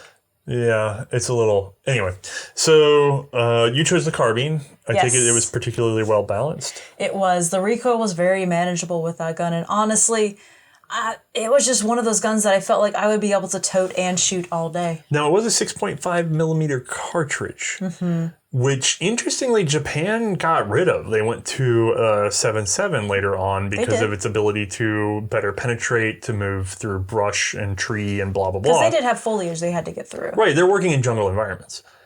Curiously, when we think about a European war, though, by the time you're into like the first couple months of the Great War, there are no trees around. Oh, God, no. Now, you might want to punch through some sandbags, but you can always develop specialty ammo or rely on other tools for that. So 6.5 to me is not a problem round in a European war. It's very specific environments that you want to have the heavier bullet, and it's very interesting that Japan went that way. But to me, I think 6.5 I think it survived the conditions that it was in. Granted, if it had been used more in the jungles and stuff, if Europe had the jungles that they were having to deal with, yes, okay, I could see it. Yeah, you'd want to get through the foliage. But the fact that it didn't have it, I think it survived just fine. Yeah, I agree. It's one of those odd places where I don't know, and we're not into the 7.7 rifles. We haven't done that research. I would really like to see some of that justification. I suspect a lot of it came from adaptation to machine gun technology too. Machine guns tend to do better with heavier rounds anyway, and maybe that's an argument for why we should stay away from the 6.5s. Maybe. But not something we can visit just yet, though. Right now, it's hard to argue against the Arisaka because it is a gun designed almost specifically for the environment that it never really ended up in. Because it was on the Eastern Front, it very rarely saw trenches. Yeah, where literally the only downside to that gun was effectively potentially a slightly weaker cartridge and the ladder sight. That's it. No, I can think of one more. Are you sure? Am I forgetting something? Yes. It's cock on close with a fairly stiff, because of the lack of a cocking piece and everything else, it's a fairly stiff cock on close. It is fairly stiff, but there is kind of like an auxiliary safety shoulder that's milled onto the back of it that I think really helps to guide the bolt down. Yeah, it pulls you through the corner. Yeah, it really does. So it's actually not terrible. And I have to slap you with one other thing to hold you to your own standards. No turn down bolt. Yes, it's true, no turn down bolt. But I do have that nice semi-pistol grip that kind of puts me in the right place. Yeah, but I still don't think it can be worked nearly as rapidly as the Lee-Enfield. I probably could not. I wouldn't disagree with that assessment. But so, how do we get a rear aperture sight? Basically, how do we put the dogleg bolt onto an Arisaka and then put a rear aperture sight on it? That would be the perfect gun right there. And I think that plays out the fact that you're trying to compare things that you can't necessarily you could theoretically stack them, but they didn't. And so we have to work with what we're given. And so the confidences in the Arisaka and the 1917 are fairly close, but they differ in terms of one of these things is promised to never, ever give you trouble in the mud. Yeah. And you're told that you're going into... will last. Yeah, and you're told you're going into World War I. And it's like, but I want the thing that will never, ever break. Yeah, I want the thing that's never going to mess up. Like, so that's ultimate trust. And that's probably an oversimplification because a lot of the war wasn't actually in the mud. Yeah. Lots of conflict was elsewhere, but I want the thing that'll never, ever, ever break in the mud. Oh, yeah, I want the thing that's going to give me the utmost confidence in surviving, and even me well past my time. Okay, so being number one, this should be the end of our series, if not for the fact that it's not. We have a problem, which is that the entire premise of this thing did not work unless we made one notable exception. Number 0. Everything you know is a lie. Massive, heavy, straight-wristed, and using the worst possible version of an M-block clip. The RSC 1917 still sports barrel-mounted sights and chambers the 8mm Lebel round, oldest of the smokeless cartridges. By all rights, it should be the very worst gun of the Great War, given our standards so far. But it has easily taken the top slot today by two simple facts. One, it was in the trenches, and two, it was semi-automatic. Tricky trick. We fooled you. I think we pretty much said it all in there, but I want to make sure we expand on this. What was the gun that gave you the most sort of instant follow-up, rapidity of lethality, most confident feel in terms of defending yourself in the Great War? The Winchester Model 1907. Hands down. Okay, but that's an aviation carbine. There's some argument that maybe kind of a dozen... Okay, fine. 1910.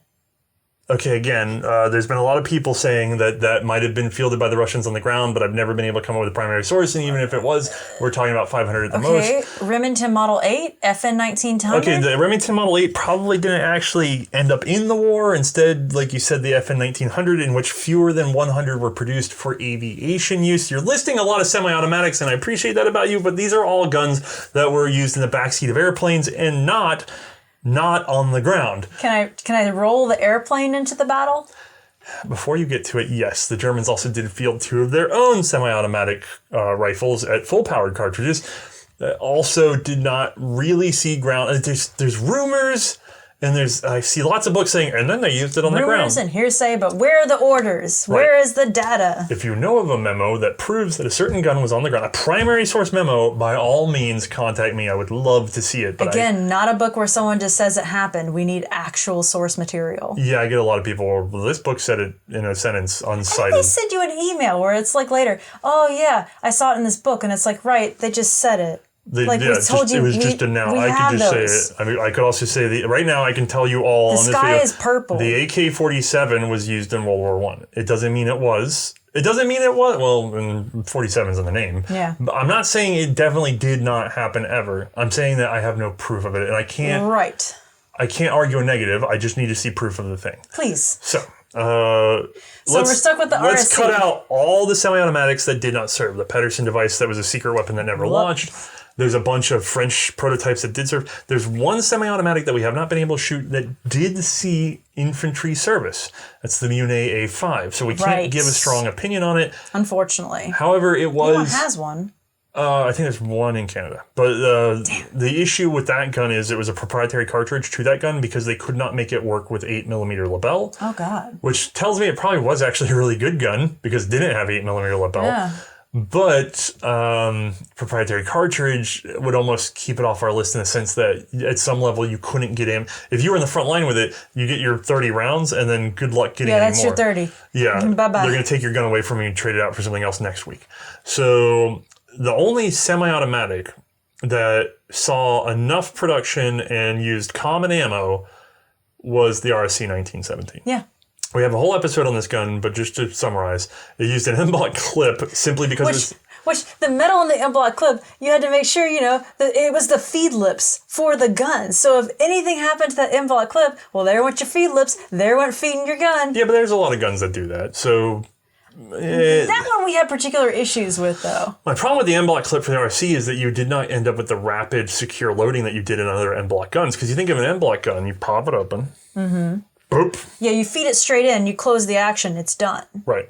In this, how did it work? You have to pop it open at the bottom, so essentially, I guess it is like the magazine. It folds forward, allowing you to then access the inside from underneath, in which case you shove that M-block up inside of the bottom of the action. There's no retention, by the way. No. You just sort of drop it in the hole. You just have to get it to where it feels right, and then from there you can close up the magazine. It's weird. It's bizarre feeling. It feels like you did it wrong. Yes. It did the first time, and then it worked, and I went, oh, I guess that is the right way to do it. However, it's still relatively fast. I wouldn't say it's as fast as the usual M-block clip, but realistically, it's up there. I did manage to jam it that one time that I accidentally popped in an empty... Like, I opened the mag well, and then I somehow managed to accidentally trip it, and it closed itself up really fast on me on an empty en bloc, and clip. it wouldn't open back up again. Oh yeah, there was that incident. That was fun. Okay, I don't want to think about that. So, and then by the way, you have to dump the old en bloc clip out when you open it, and blah blah blah. So it's like you have to open it vertically, let Open it it from fall, the twist it rear, over. so it's like if you're near any mud or muck, make sure you hold that high. They had a propensity to break springs and pistons and whatever. Look at our episode. We go into more detail about how unreliably reliable these guns were. But gas-powered, semi-automatic, piston-operated, very complicated, very heavy, unnecessarily long. Yeah, there's no reason for it to be as long as it is. I mean, just institutional momentum. So, how does it end up at the top of our list? Well, we just said it. It's semi-automatic. Yeah. That's literally it. There's no other surprise to it. So it's a semi-automatic that was issued in the war in numbers enough that it was up there. And there's no other semi-automatics on the other side. Period. It's Of not course coming you're back out. going to take it. No, it's best. I'm so sorry. First of all, the 8mm Lebel cartridge is a pretty heavy hitter on recoil. Yeah, it's going to stomp. But It's on yourself too. it's going to hit me pretty good. But the gas system actually does a lot to mitigate that recoil. And it's actually not too terrible on the RC. sights are legible and available as night sights. They The use semi-auto action itself, like it didn't really tie up on me at any point. Can you the Lee-Enfield, fastest bolt action in the war? Fast as the RSC. No, I can shoot 5 rounds of the RSC faster than I can the Enfield. Not only that, but you don't disturb your aim at all. Nope. Zero. It is wonderful Your for that. shooting hand stays where it shoot. Yeah, you never have to change it unless you put the safety on. And I believe Ian and Carl on In Range talked about this, but the semi-automatic rifle skunks the bolt-action rifle. Yeah, there's just no way. At the end, it does. And so in this regard, you have the RC, which is the first gun to bring up across a concept so fundamentally improved that it doesn't matter that at every step its execution was terrible. Yeah. It doesn't matter. There's no... It's almost comical that the first martially fielded ground semi-automatic rifle, right, has the worst possible cartridge for it. It had a straight wrist stock because it had to share parts with the Lebel. No semi-pistol. It had the worst possible feed in the end, like an open safety was basket okay. en bloc. It had all the worst features. And initially, I think it didn't even have a lock. Unnecessarily long. It was the worst feed. It was the worst execution of the best idea. And the worst part is, it comes from a country that had spent all the years before the war developing the Lebel and things like that. No, not the Lebel. They were developing semi-automatic rifles in secret. That's why they were stuck with the Lebel. It's because they had been working for decades on semi-automatic rifles. And then they took all of those because all of them had to run on something other than 8mm Lebel. And so therefore, because 8mm Lebel is the worst semi-automatic cartridge available, because it's this awkward double shoulder, big rim, because it's just gras. Massive rim. Neck down. It's an 11mm gras, neck down to 8mm. That's all it is. And it became impossible to feed through an automatic system. And so they couldn't introduce a whole new type of ammo, so they had to make an entire gun around this one cartridge that doesn't work. And that's what you get. It's this and then they also added... The cartridge made the gun. I know, they added that it had to share parts with the Lebel, which it never ultimately really did. It but really couldn't. But it just ended up making it look like a Lebel. It's like a perfect story. It's hilarious. And yet superior. I mean, they did make a carbine that we didn't really get to shoot. No, but it didn't actually get into the war. That's right. the thing. So there was an improved version of this gun that ended up being able to use Berthiers clips instead of its own proprietary clips. Yeah, that's way better. It had all the features sorted out, most of the repairs sorted out, and despite being, and it was short. It was short. And despite having to deal with that 8mm cartridge, it actually started to bring around a lot of features. Yeah. Didn't make it in time. That's unfortunate. Well, I mean, I think everybody's glad the war ended. Oh, yeah, by then, I guess so. It's one of those things where we did this whole workup and we realized there's one gun that's just so alien to the others. Yeah, it's on a whole... It's like if you're looking at a pyramid, that's the top of the pyramid. There's nothing else that competes with it. Now, I did promise that at the end of this we would give you an infantry-style workup. So, let's just... We've talked about weird esoteric whatevers. We talked about the RSC, which, however many thousand managed to get to the front line, and that's it. We need to talk about infantry mainline rifles, because a lot of people came to this video expecting that. And at the beginning, I did say we're going to do that. Yeah, we wanted to make sure we touched on it at the end. So I'm going to provide a list of the 10, what I consider to be the most common rifles of the war. I think in theory, some of the larger powers may have produced enough carbines that there's more carbines of this smaller power rifle, but you get my idea. Yeah. They're either standard issue rifles for infantry or Like I said earlier, I don't know if I said it earlier or not, but the exception being there's a couple rifles in here that are second standard. However, they were produced in greater number than the standard rifle. So like we saw the Enfield 1917. Yeah. So what does that list look like? Number 10, Lebel 1886 M93. This is literally the oldest possible smokeless rifle you could have in the Great War because it was the first smokeless rifle. The Lebel has no rapid loading system. Instead, it has a Kropatschek style magazine, which requires a fair bit of shoulder effort to keep in operation. And loading and chambering gets to be a bit of a carry the one math equation. So the Lebel is going to have to sit at the bottom of our list. Number 9, Berthiers 1907-15.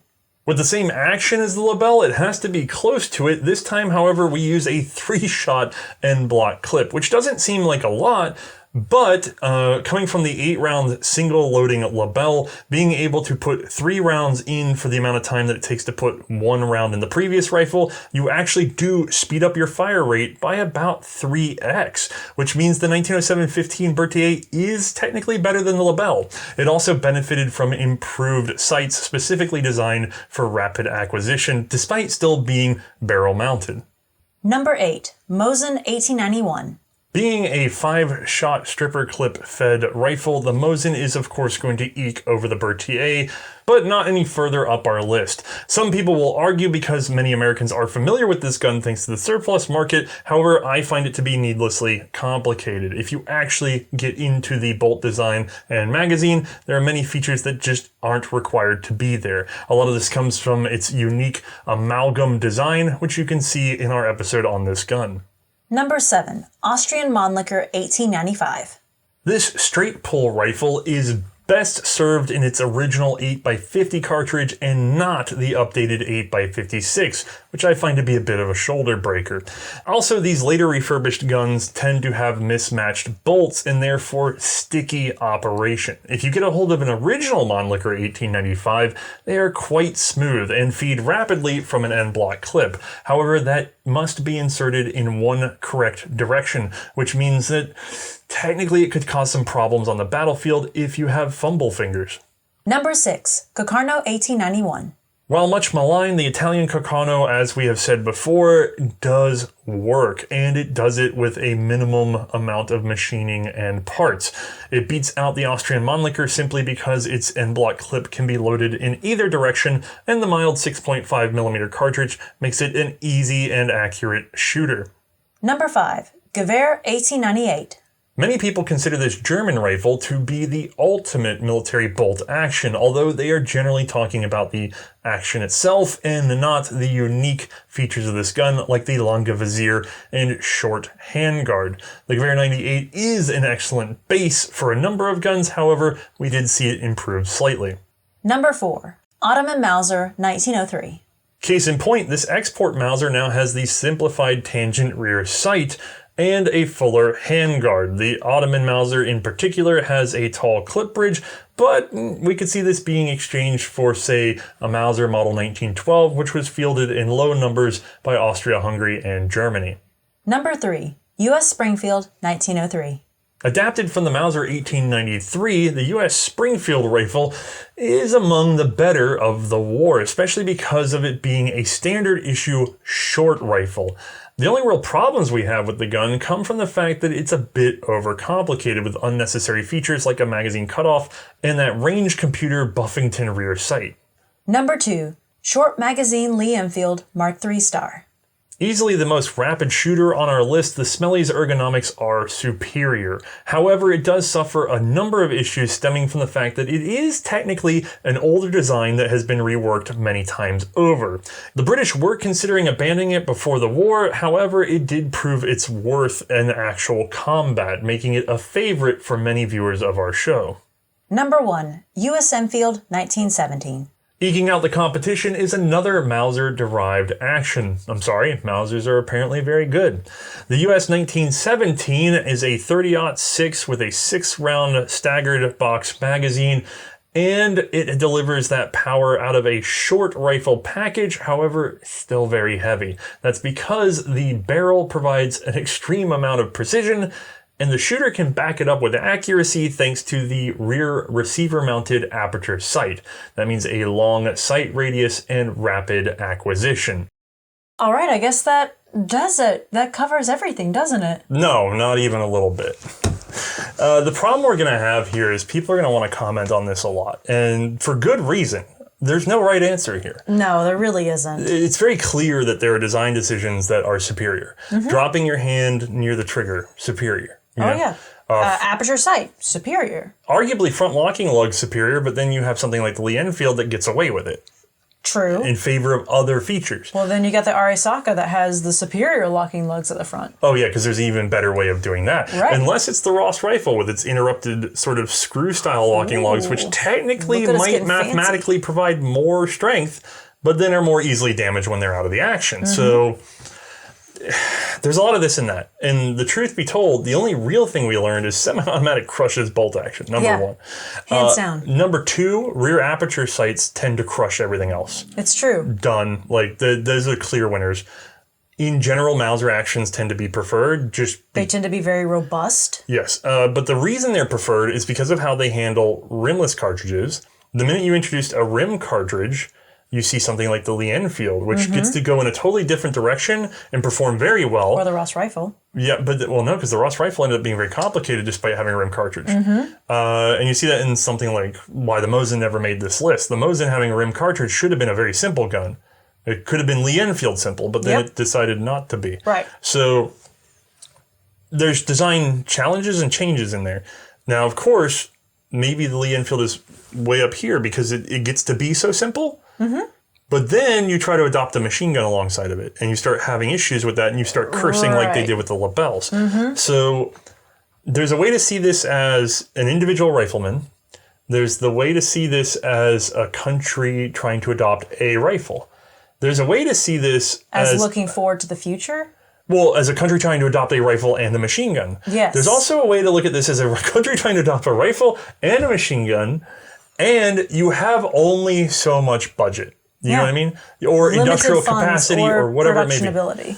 Or you could be like Japan and make what's arguably the best rifle, have the industrial capacity to produce out of what you got. And then randomly switch to another cartridge before World War II and start adopting cartridges for your machine guns that don't fit in your rifles, but they're really close. Like, there's all sorts of weird ways this can split. Okay. And when we're talking about collecting, when we're talking about in review, what it really does is it teaches us to appreciate certain features and to sort of compare and contrast them with environments that were encountered in the war. And then what also may work with you as a shooter. Right. There theoretically could be a best case solution, but it's going to be a gun that has features from several of these guns. And the only way to truly know that it's better is for a lot of people to die and for you to collect a lot of data while they do it. A ton of data. So, unless you and I are going to get to genocide levels of killing people, we're never going to have an actual objective answer. That's not possible in this scenario. Yeah, no, unfortunately not. So we went with the subjective one, which is May's opinion on a bunch of nuanced guns, and then just that I have at least shot all of. Right, and just to cap it off, we gave you what we consider to be the infantry rankings for those long guns that actually saw the most fighting. And I think we're going to have to leave it at that. Yeah, I think so. If you disagree... There's a comment section. Do it. I mean, we'd love to see it. The other people are going to want to compare. And in addition to the comments, you can come on by the Discord or contact us on other social media platforms that we're on. Discord link is at the bottom of the C&Rsenal website. Yes, it's always there, and it's not necessarily in the comments on whatever you're reading or watching this on. Yes. Because those links can change. So we have to put it in one place and update it when it needs to be updated. Exactly. So just look for the little icon at the bottom of the website.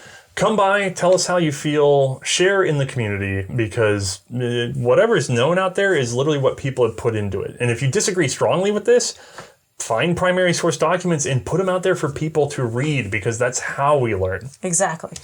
All right, did you have fun?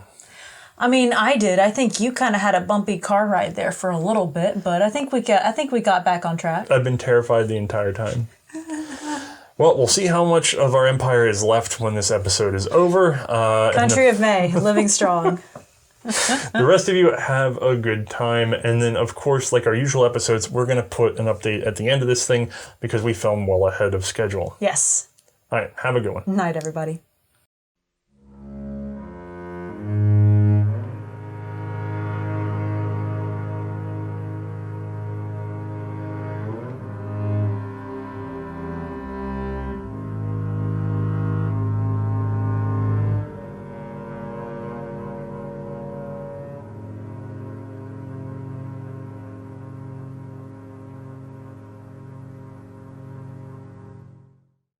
For those of you who are new viewers, this special episode may have glossed over some historical points that you're not entirely familiar with. If we've created any additional curiosity, please take a note of the episode list in the description to help you explore further.